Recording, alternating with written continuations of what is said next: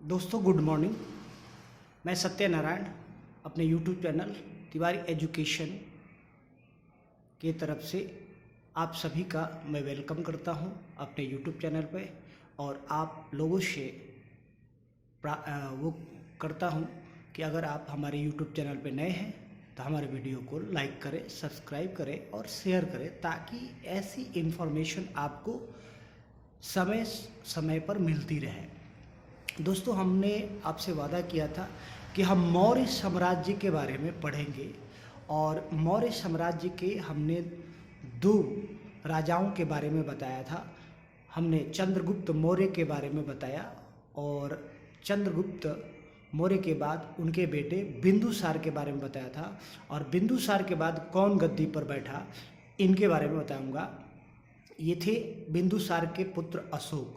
दोस्तों, ये वीडियो थोड़ा सा लंबा होगा, इसको मैं 2 या 3 पार्ट में करूँगा, ठीक है, ताकि ये इन्फॉर्मेशन सही से आपको ये समझ में आ पाए। तो इसलिए थोड़ा धैर्य से इसको समझिएगा। और मैं हो सकता है एक वीडियो, 2 वीडियो या 3 वीडियो पे अशोक की पूरी इन्फॉर्मेशन, क्योंकि अशोक जो थे मौर्य साम्राज्य के सबसे चहेते और सबसे ताकतवर नेता थे। इवन मतलब मौर्य साम्राज्य के ही नहीं, मौर्य साम्राज्य के अलावा पूरे विश्व के ताकतवर नेता ये राजगद्दी इन्होंने संभाली थी और राजा थे। चलिए हम शुरू करते हैं वीडियो को। सम्राट अशोक जो थे 272 से 236 ईसा पूर्व तक इन्होंने शासन किया।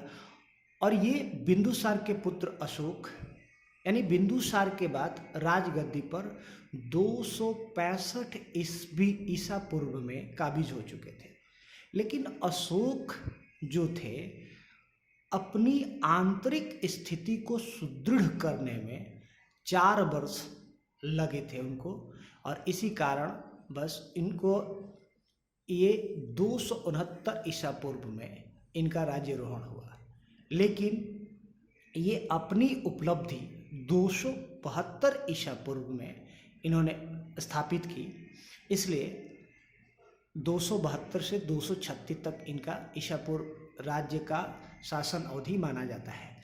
सम्राट की उपाधि अशोक को मिला था, इसलिए संपूर्ण विश्व इन्हें सम्राट के नाम से पुकारता था।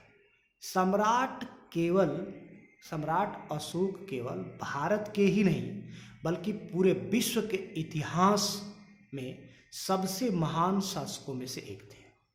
सम्राट अशोक अपने राजकुमार, जिस समय ये राजकुमार थे, उन दिनों में इन्होंने उज्जैन और तक्षशिला के विद्रोह को दबा दिया था। ऐसे महान शासक थे।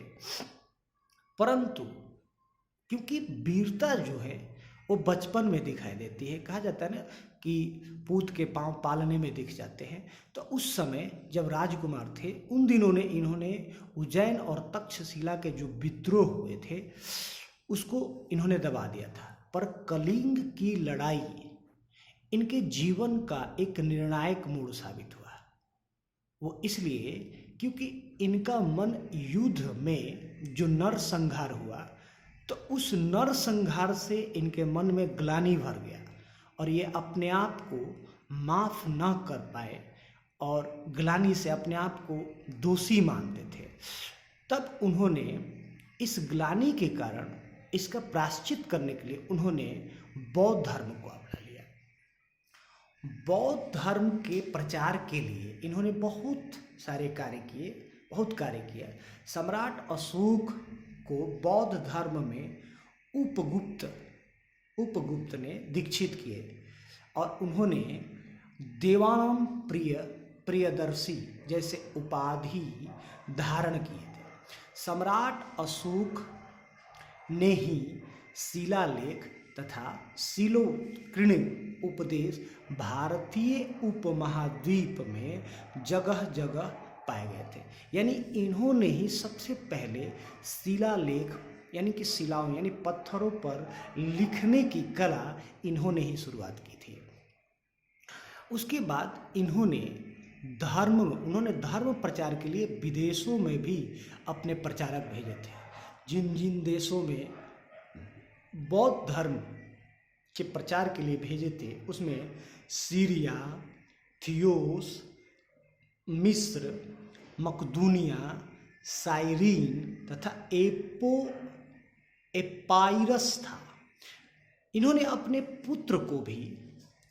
पुत्र तथा एक पुत्री थी, उनको अपनी राजधानी पाटलिपुत्र से जल मार्ग से श्रीलंका रवाना किया था। यानी अपने पुत्र और पुत्री को भी बौद्ध धर्म के प्रचार के लिए श्रीलंका भेजा था, जल मार्ग के माध्यम से श्रीलंका भेजा था बौद्ध धर्म के प्रचार के लिए। पटना में महेंद्र घाट जो है अशोक के पुत्र महेंद्र के नाम से अलंकृत है। सम्राट अशोक युद्ध को मन से त्याग चुके थे और मन उब गया था, लेकिन इसके बाद भी इन्होंने एक सेना बनाया था।